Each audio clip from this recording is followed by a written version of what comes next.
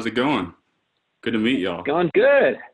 Yeah, good to meet you. It's been we had quite a few calls today, but it's good. Where are you located right now? I'm in the Bay Area, so I'm like about 20 Oh, minutes nice, north of San Francisco. nice. How's the weather up there lately? It's been warm. It's kind of crazy. I'm like wearing a Yeah, hoodie right now, so you wouldn't think it, but yeah, it's been warm. It's crazy because it's like we're coming up on fall and it's like we're still hitting 90s, and yeah. It's been. I'm in LA right now, and it's been a hot year. yeah, yeah, it's But crazy. It's crazy. hopefully it cools off. Hopefully we get some of that perfect fall weather Right. coming up soon. Right. So Christian, been listening to your stuff, man. Really love it. So would love to hear a little bit about how you got started. Do you have some memories of like your of maybe from your childhood when you first started getting into music, or when you thought that music might be the thing you want to do? Yeah, man.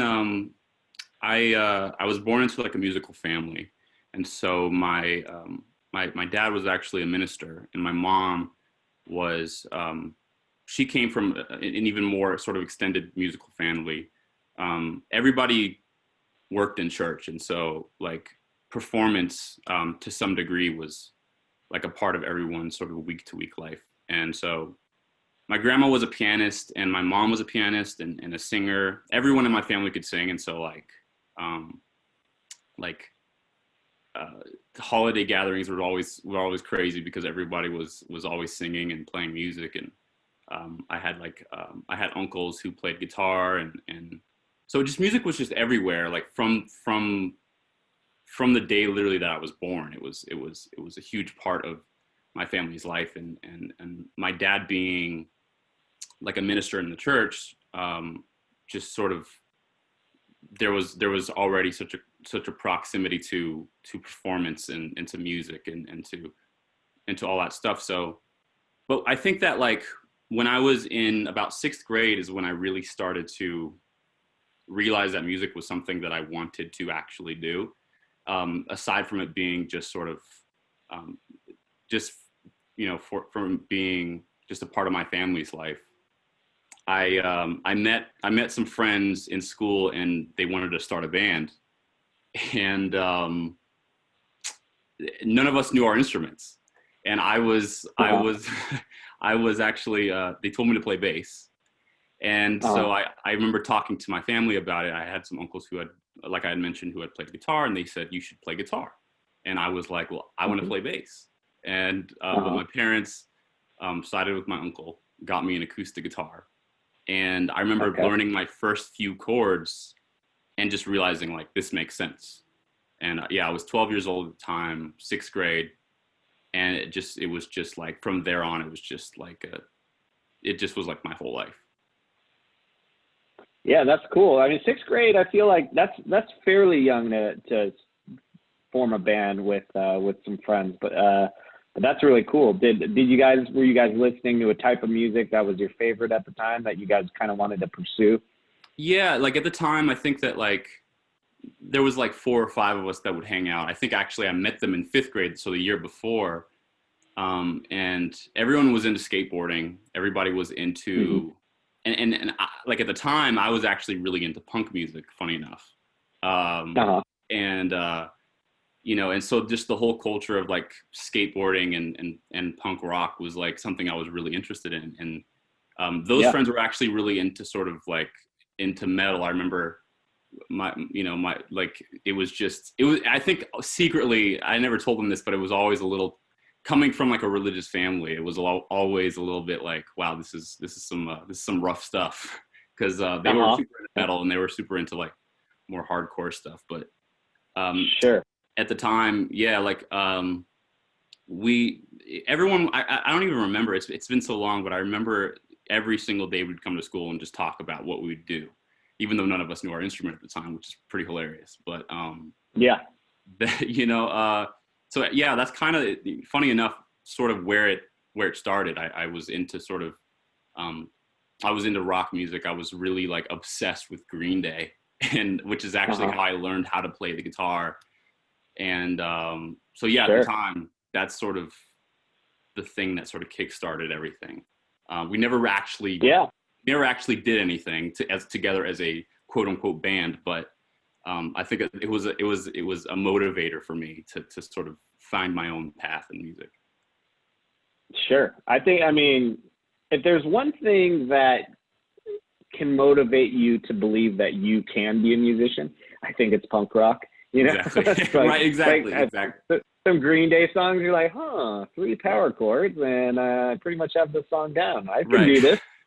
Right. Exactly. So, so you said you never really did anything. You mean you never really played any shows, but you guys were getting together, jamming in a garage or something like that. It's funny because like we never even did that, but what we planned, because none of us knew our instruments or the instruments that we had assigned ourselves.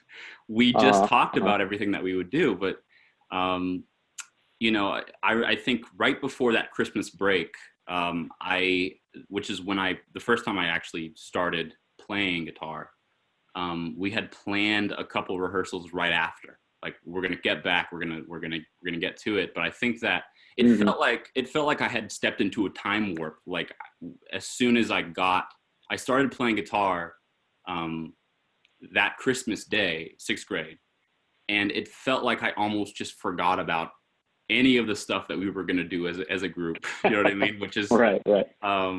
you know, which I haven't talked to those guys for a while. But you know, like, and so it's all love. But I was just like, yo, I love this. I don't want to play bass. I knew like within the first couple weeks that like I had found something that was special, and I was like, okay, I'm gonna figure out this instrument, and I'm gonna sort of just see where it leads me.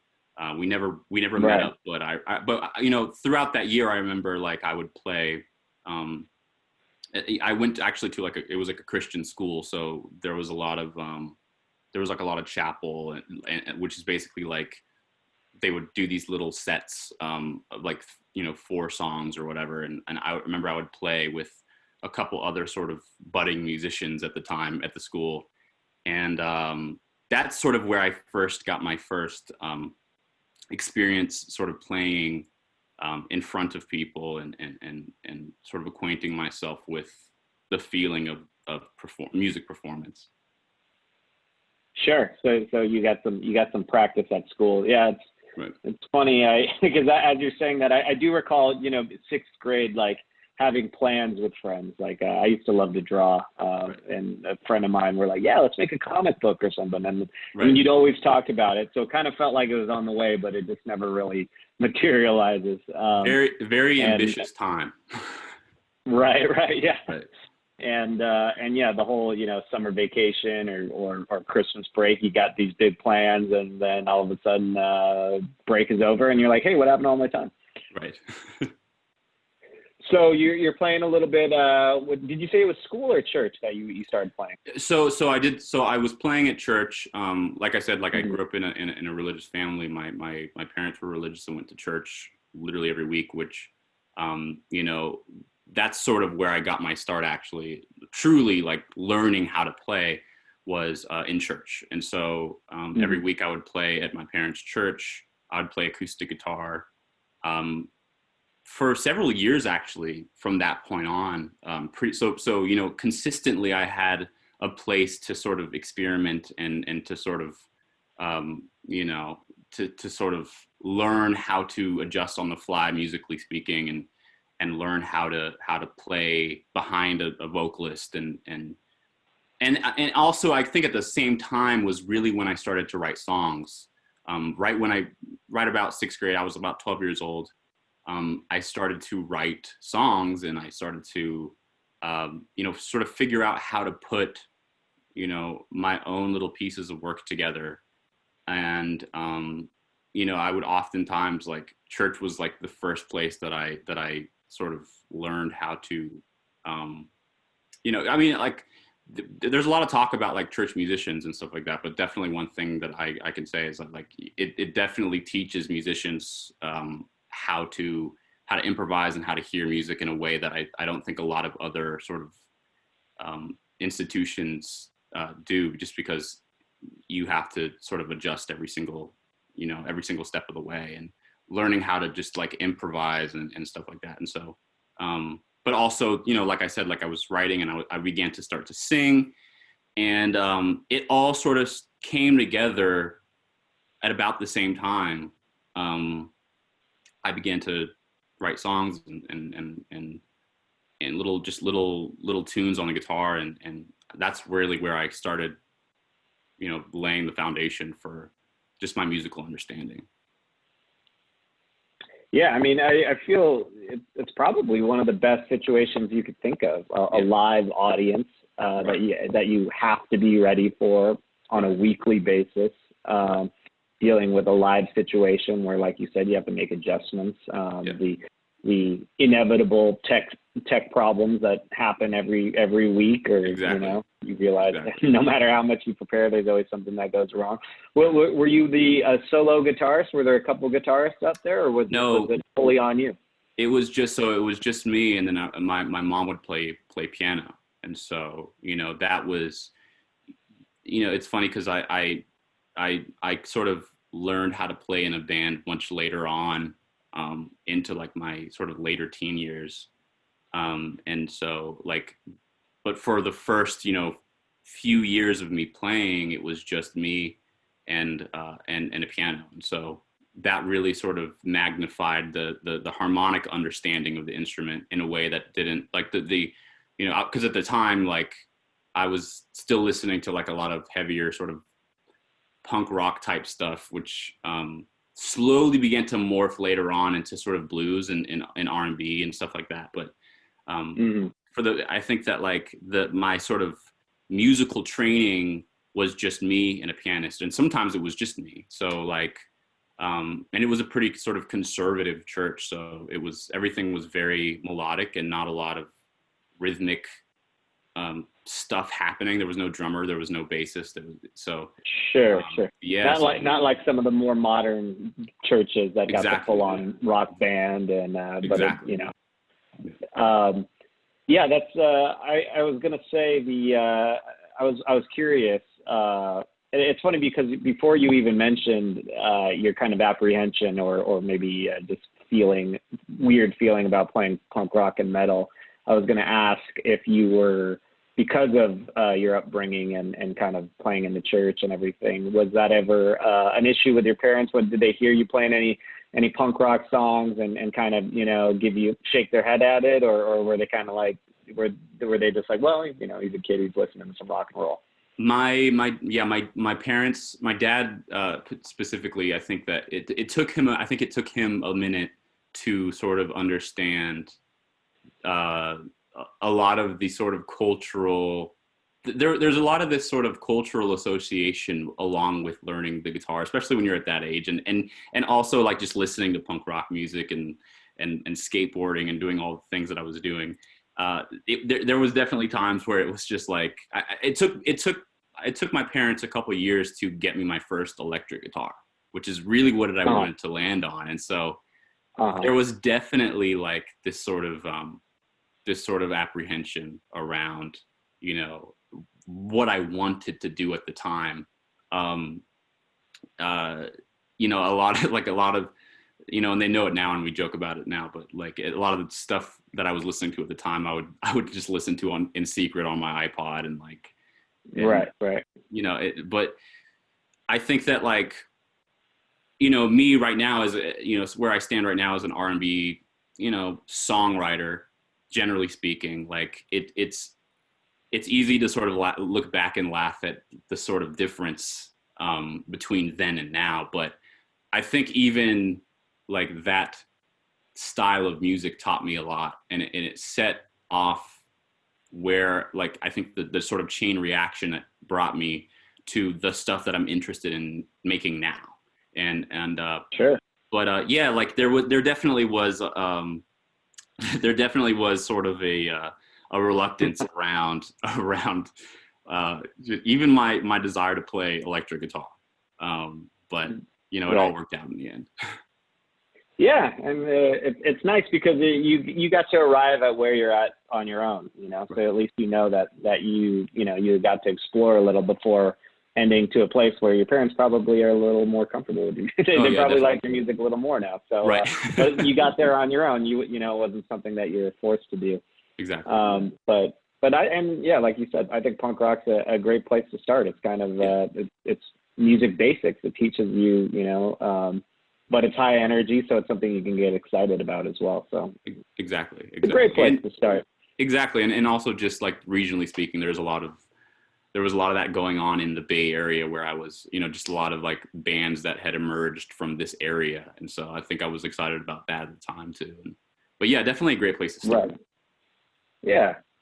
So when did you start kind of, because you're a producer as well. So did your songwriting just kind of lead you to, I need to get some, a program where I can record and start making demos? Tell us a little bit about how that started. I had, so when I was about, I think 15 years old, around there, I had saved up enough money to buy a MacBook, my first MacBook.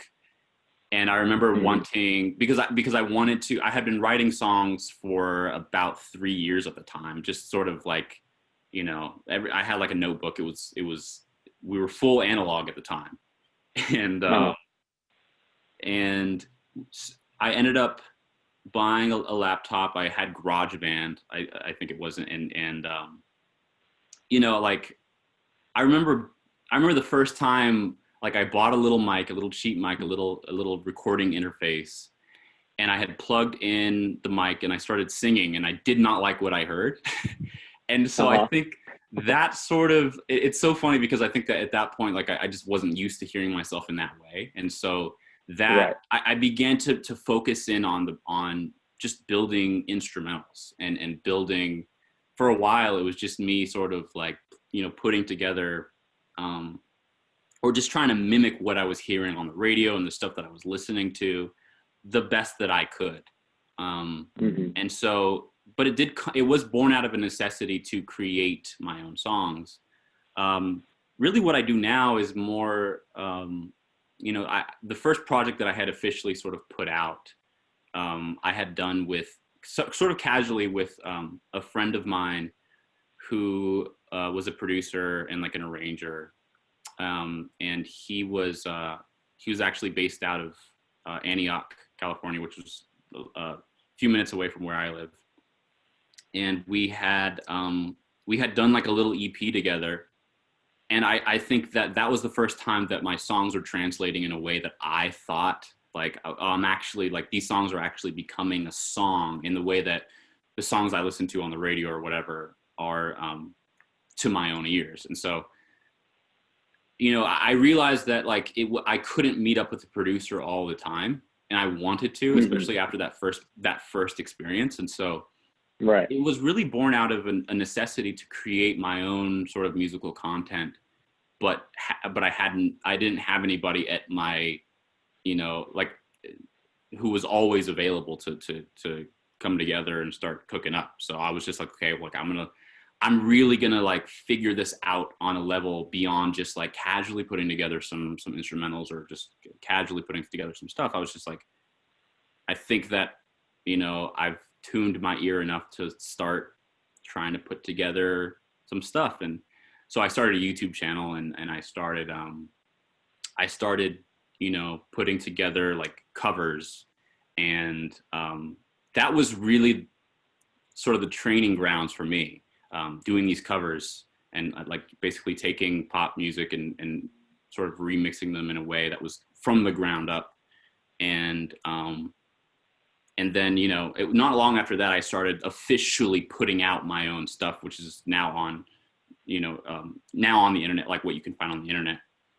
But it was never as intentional as picking up the guitar, because the guitar was something that as the first day I started it, I knew like, this is something that I want to fine tune. This is something that I want to do. And I want to I wrapped my identity up in that, in a way that production was more of like this, like, well, I have these songs and I want them to be heard. I need a way to convey them. And so, I kind of fell into production over the course of a couple of years because of that. And so that's kind of how that Yeah. came together. Sure. So born out of necessity. You had a producer, but he wasn't there as often as you needed him to be. So you had to learn it yourself. Right. Exactly. So are you doing a lot of collaboration on the production end nowadays? Are you or is it are you doing a lot of it yourself? How's that going? So yeah, like the last record that I put out actually at the beginning of this year, called Borderline, that was really my first sort of experience working with a co-producer. So I had put out the year prior, I had put out a project called Year Long, which was basically a challenge to myself to put out songs every 1 to 2 months based on how I feel, just produce it out, write it, and just put it out. And I was kind of inspired by like daily like YouTube vloggers at the time. And I was like, you know, it's cool how they get to sort of capture that day and put it on the internet and like, that's that day. And you see this progression over time. And I was like, that would be cool to do in a musical sense somehow. Obviously I can't make a song every day, but so I started, you know, so last, it was like, it was actually 2018 was when I initially had started that project. After those songs had come out and after like the beginnings of a fan base were beginning to like sort of like initially stir up, I had met my label, and who was actually through an artist that I was a big fan of, named Mac Ayers. And at the time he was with them. And so I met Jack Dine, who co-produced my last album, Borderline. And that was my first experience actually sort of handing over some of the sort of lifting to somebody else. And it was way more collaborative than I had ever been before, because everything before that had just been me in my room. Right. And so, you know, and now, yeah, so like it's funny because the new stuff that I'm working on now kind of is coming back to being more produced by me. I still work with other people in terms of mixing and stuff like that, but it's now I'm venturing into talking to other artists about collabs and like sort of artist features and stuff like that. And so that's a new world that I'm, you know, beginning to go into. And so, yeah, like it's, I think slowly over time, I'm sort of, becoming more interested in the idea of collaboration, because it's just like the sort of sonic colors that you can create through those means are so much, you know, obviously that there's a value in DIY, but sure. I'm interested in what the combination of like me and what I do with someone else is. And so, sure. Yeah, slowly but surely, like that's I'm starting to sort of venture into that territory. Yeah, I mean, if you can get something to sound exactly how you'd like it, that's always really cool. But there's some things that you may like that you may not even think of, which I, you know, I guess collaboration is really cool for that, because sometimes someone can bring something to the table that you might not even know that you like, or, you know, didn't think of. Exactly. Definitely, sometimes two heads are better than one. So, you know, obviously you've had some pretty rad success. I mean, I was listening to your song "Too Good" earlier, and I love that song. And I think it had almost, was it over 2 million plays on Spotify right now? So, congrats on the success so far with that song. Thank you. Do you feel you know, obviously, you know, as an artist, there's a million different things you can do to help promote your music. Do you feel like your YouTube channel was instrumental in kind of getting some fan base for what you're seeing on Spotify? Do you attribute that to something else? Yeah, a little bit. I had talked previously about like how I used to do covers on YouTube. A little bit of backstory on that. Like it was, you know, it was very gradual. Like for me, I started putting out, I think the first thing that I had ever put out on YouTube was these sort of guitar jams. So I would basically play, you know, blues fusion sort of guitar riffs over hip hop music, which is something that's done a lot today. But I think at the time that I was doing it, which was about 2016, that was like a thing that people were just starting to sort of get into and really focus into. From there, I was able to sort of grow a little bit of a viewership, and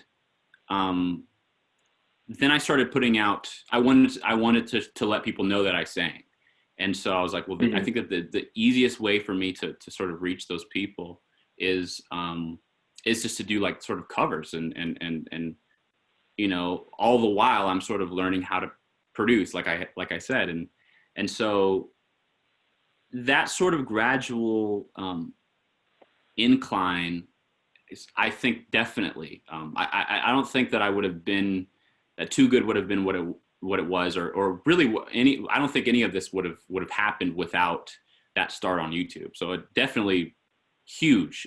It just in like the big picture. And so yeah, like it's definitely like, you know, like everything has sort of shifted to Instagram and Spotify and everything like that, which is great. And I think that like a lot of artists want that, but like I definitely attribute a lot of the success to just like getting my start on YouTube and kickstarting the growth that way. Yeah. It sounds like it helped you not only in just to build some initial grassroots fan base, but also just your skill level. Yep. It was, you're just building, it was kind of, and then as you mentioned before, it's kind of cool because it was kind of documenting your progress. Exactly. So when they do the documentary on you at some point, they'll Right. have that footy to go back to. Right. So at what point you were lucky enough to get asked to join Cautious Clay on tour, which was like a sold out tour. Right. How did that happen, and what kind of effect did that have? It's funny because like so Cautious is actually good friends with my manager, and I had met him a couple times actually before I even knew that his tour was happening.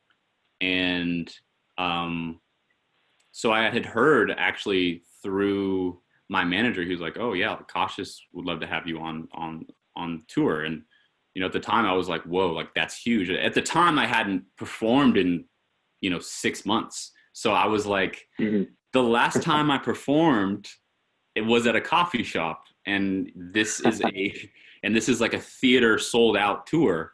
Like Wow.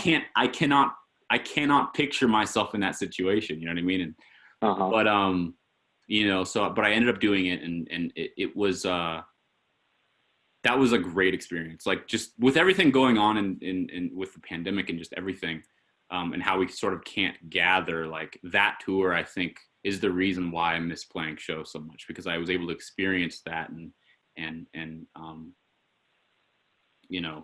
like meet fans for the first time and make new friends and also just like, I was a huge fan, or I still am a huge fan of Cautious Clay. So like being able to just see him live and see the different iterations of his set. But yeah, like it basically, yeah, like we were mutual friends through my manager. And so that's kind of how that came together. Nice. So going from, like an indie artist, probably, smaller indie artist, and then playing a fully sold out tour, did you see the needle move a little bit after that tour? Did you all of a sudden see a spike in engagement, or was there any numbers that you kind of looked at and were like, oh, okay, or engagement that kind of followed? I'm sure a lot of artists would be interested to know, how that might affect your career. Yeah, definitely. I think that like most of all, I think doing a tour like that really sort of speaks volumes just for your sort of credibility. I feel like people, like the fact that I'm able to say that I did that, like that does a lot for me as an artist. And I think that like, it's something that people can sort of, even the people who weren't there, like it sort of activated my fan base's desire to see me play live. And so like, I think before that tour, there was really no talks about shows or anything. Even just for me, I was just like, I'm just making music and, you know, putting out stuff and, you know, for my fans and just for me. And so, but doing that tour, I think that like, it definitely sort of launched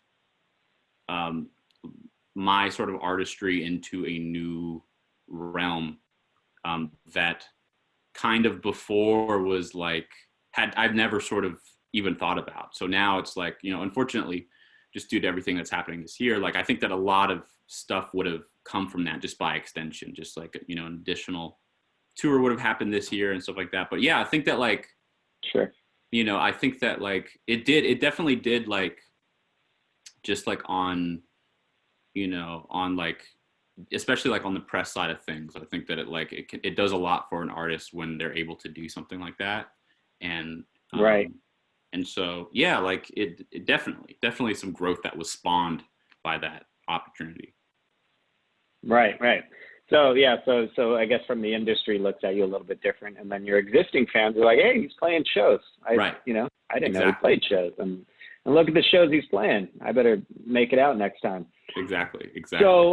So I know you're busy. I know we're running low on time here. So did you want to tell us a little bit about your new song?